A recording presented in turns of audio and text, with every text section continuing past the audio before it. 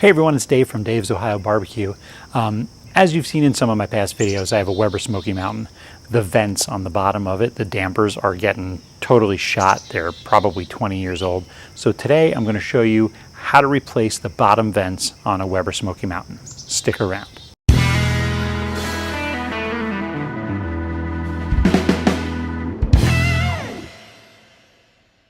So before we get started on this, I just wanted to let you know I am replacing the vents on a Weber Smokey Mountain, but the process for replacing this is the same for a Weber Kettle. It's the same for the round vent, all very similar. So you can use this process pretty much on any type of Weber vent that you need to replace. As you guys may know from watching my videos, I've got the old version of the Weber Smokey Mountain. It's well over 10 years old. And some of the parts on it kind of are fading. Now, I have a couple other videos out of things I've done to modify it, to sort of bring it up to modern specs. If you want to watch either of those videos, I'll put a link up top and you can go to that. But one of the things that I've not gotten around to updating are the damper vents, the three vents that go along the bottom of my Weber Smokey Mountain. Now, I have got an 18.5-inch Weber Smokey Mountain, so it only has three vents on it. Basically, they're made of aluminum, and they're there to control the airflow. But over years of being bumped and twisted and just abused, there's some metal fatigue that's starting to show up, and they don't sit flush to the smoker anymore.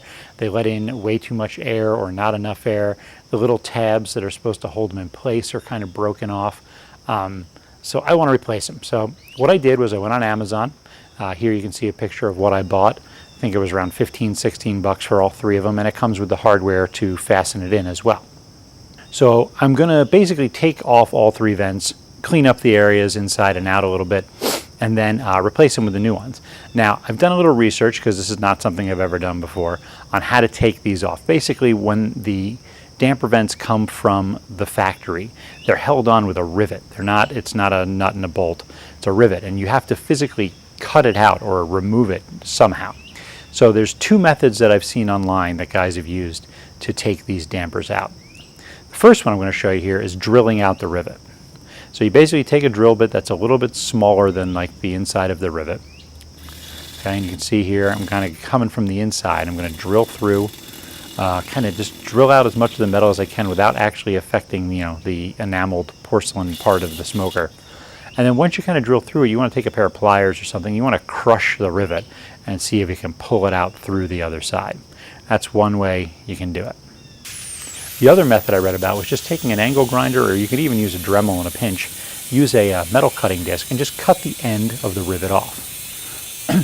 So I definitely found the angle grinder method a lot quicker, a little easier. But if you're looking to save the damper and reuse it, maybe you just want to put a bolt and a nut on there so you can tighten it a little bit, definitely use the drill method. Drill it out from behind and then carefully crush it. You can see when I use the angle grinder, I destroyed those dampers. I had no intention of keeping them, so it didn't really matter. But keep that in mind.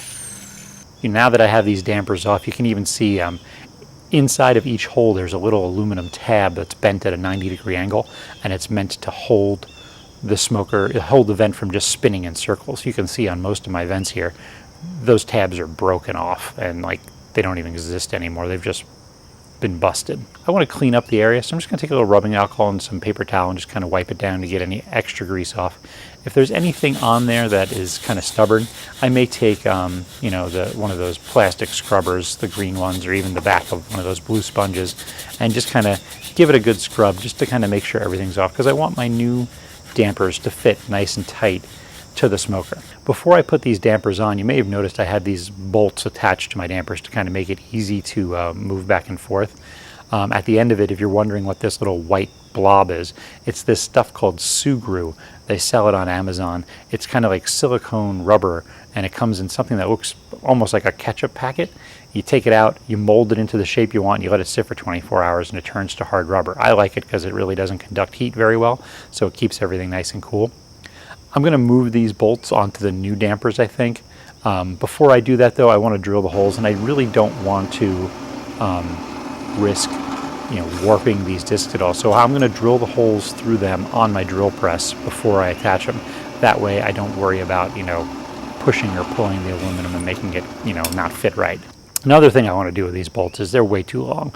I'm going to shorten them a bit and see if I can just get them, I only need them to be an inch or two.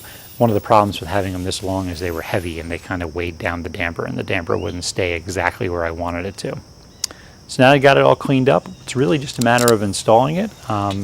So then you just put the bolt through, put on the washer, tighten down this nut, adjust it appropriately. You don't want it really like grinding against the outside edge. You want to be able to, move it back and forth freely, but with enough tension that it stays where you want it to. One of the things I might have done differently is I might put a lock washer in between the nut and the flat washer, just to give it a little bit more grip. I didn't have any laying around, so I just, didn't do it right now. But that might be something I'd do in the future. All right, so now that I got all of this back on, you can see it functions nicely up and down, everything's staying where it should be ready for many, many more smokes. As always, make sure you follow me on social media, Instagram and Twitter. Make sure you subscribe to my channel and press that little bell button so that you get notifications when I make new videos. Also, be sure to tell a friend about my channel. I appreciate you watching the video. I'll see you next time.